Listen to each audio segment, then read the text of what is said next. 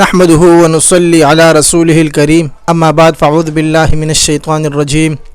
بسم الله الرحمن الرحيم كل نفس ذائقة الموت وقال النبي صلى الله عليه وسلم الكيس من دان نفسه وعمل لما بعد الموت والعاجز من أتبع نفسه هواها وتمنى على الله أو كما قال عليه الصلاة والسلام. يقول الشاعر الدنيا باب كل الناس داخلوها والموت شرب كل الناس شاربوها. آج میری تقریر کا موضوع سخن ہے سب سے بڑا عقل مند کون ہے. سامعین گرامی، دنیا میں ہر چیز کے بارے میں اختلاف اور جدل و جدال ہوا ہے، لیکن موت ایک ایسا اٹل فیصلہ ہے کہ کوئی بھی اس میں اختلاف نہ کر سکا، اور سب اس کو مانتے ہیں کہ ایک نہ ایک دن ہمیں بھی اس دار فانی سے کوچ کرنا ہے. لیکن خوش نصیب ہے وہ لوگ جو ایمان اور اعمال والی زندگی گزار کر اس دنیا سے جاتے ہیں. میرے آپ کے نبی صلی اللہ علیہ وسلم کا ارشاد ہے الکیس من دان نفسہ وعمل لما بعد الموت والعاجز من اتبع نفسہ ہواها وتمنى علی اللہ. یعنی سب سے بڑا عقل مند کون ہے؟ میرے آپ کے نبی صلی اللہ علیہ وسلم نے ارشاد فرمایا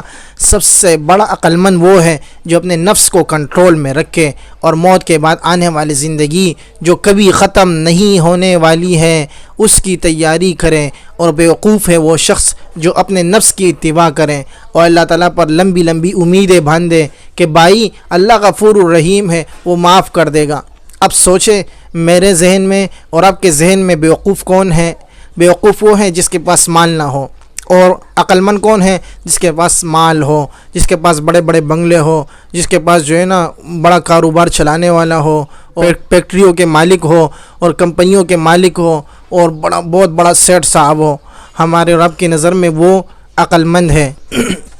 وہ جو ہے نا ہوشیار بندہ ہے، عقل مند بندہ ہے. اور بیوقوف ہمارے آپ کی نظروں میں کون ہے، ذہن میں کون ہے؟ وہ جس کے پاس مال نہ ہو، جو غریب ہو، جس کو روٹی نہ ملے، جس کو پانی نہ ملے، جس کو کپڑے نہ ملے، جو بالکل غریب بیچارہ ہو. لیکن میرے آپ کے نبی صلی اللہ علیہ وسلم نے کیا ارشاد فرمایا کہ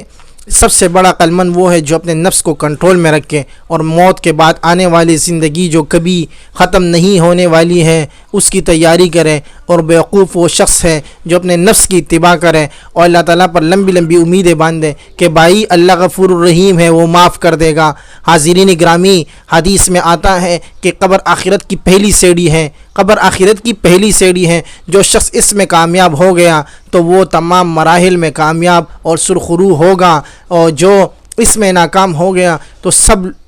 سمجھ لو وہ ہمیشہ ہمیشہ کے لیے ناکام اور نامراد ہو گیا. چنانچہ سرور کائنات صلی اللہ علیہ وسلم نے ارشاد فرمایا کہ قبر میں کوئی دن ایسا نہیں گزرتا کہ قبر اعلان نہ کرتی ہو کہ میں کیڑے مکوڑوں کا گھر ہوں، میں وحشت کا گھر ہوں، میں بیگانگی کا گھر ہوں. جب بھی کوئی ایمان اور اعمال والی زندگی گزار کر قبر میں جاتا ہے تو قبر اس سے کہتا ہے تیرا آنا مبارک ہو، میرے اوپر جتنے لوگ چلتے تھے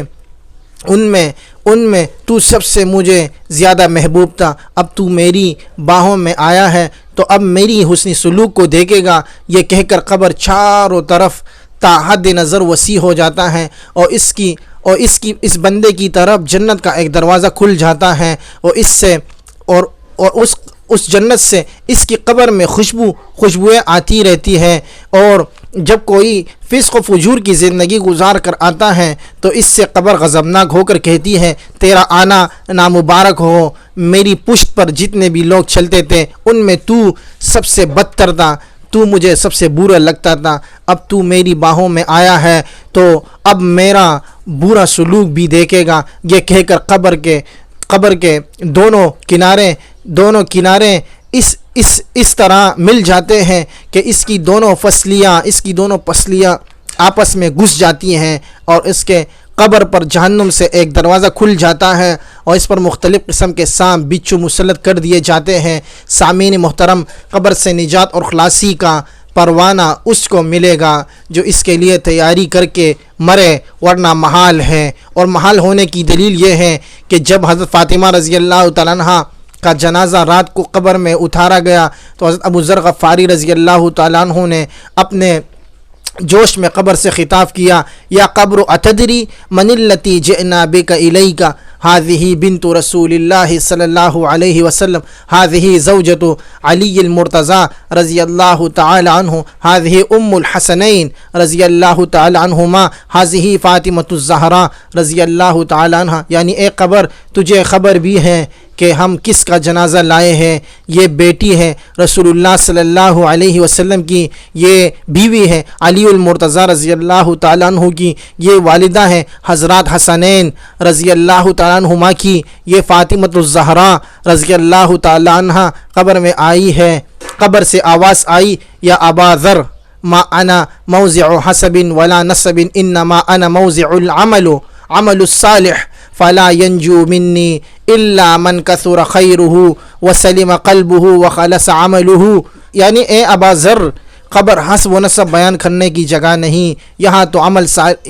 صالح کرو، عمل صالح بیان کرو، یہاں تو وہی آرام پائے گا جس کا دل مسلمان ہوگا اور جس کے اعمال صالح ہوں گے۔ شاعر نے کیا خوب کہا، تجھ کو ارے غافل فکر عقبہ کچھ نہیں، تجھ کو ارے غافل فکر عقبہ کچھ نہیں، نکاؤ دو کا عشق دنیا کچھ نہیں، آگاہ اپنی موت سے کوئی بشر نہیں، آگاہ اپنی موت سے کوئی بشر نہیں، سامان 100 برس کا پل کی خبر نہیں، وما علینا الا البلاغ